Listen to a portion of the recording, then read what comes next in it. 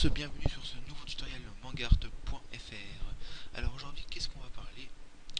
De quoi on va parler tout simplement? Je sais pas si ça vous est déjà arrivé, mais les décors en général, les décors urbains, c'est souvent assez difficile de les faire de tête, de les faire sans référence.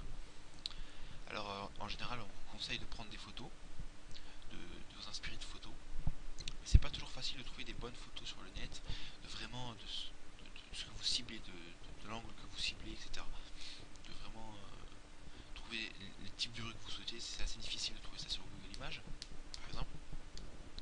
Donc c'est pour ça qu'il y a un outil qui s'appelle Google Maps. Vous devez sûrement connaître. Vous devez sûrement l'utiliser pour autre chose que ce à quoi je vais vous faire utiliser aujourd'hui.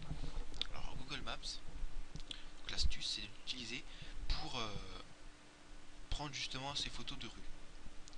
Alors je vais par exemple zoomer au Japon.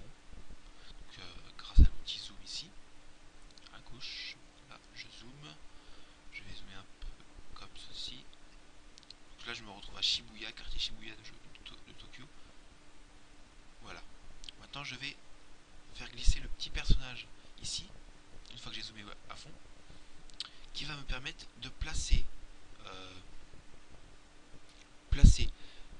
sur une rue ma vue. Donc voilà, donc je me déplace sur cette rue et je me retrouve immergé dans la rue de Tokyo. Alors c'est assez sympa. Vous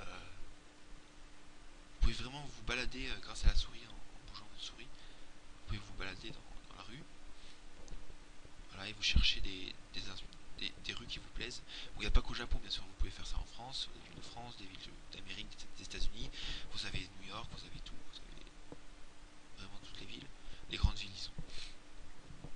Vous avez quand même pas mal de petites villes. Hein. Moi, j'ai même trouvé un trou paumé à Hara, un trou à Hara d'une ville, la ville où j'habitais avant. C'était vraiment. Ils ont fait quand même pas mal de villes.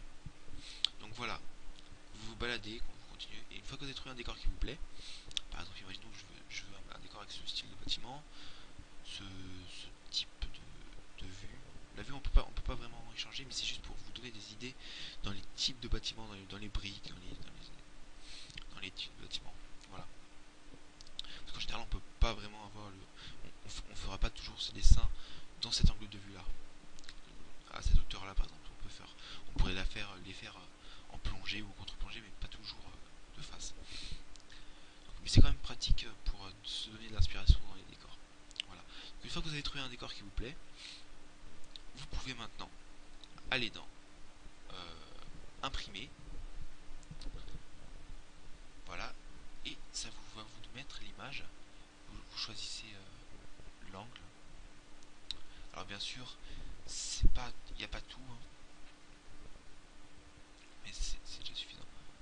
C'est carré en fait, c'est en 4 tiers. Mais bon, c'est suffisant.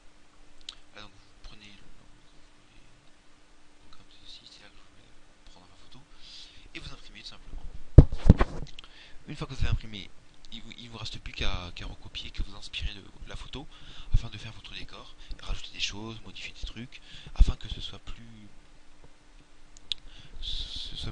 bien, que votre décor soit vraiment réaliste.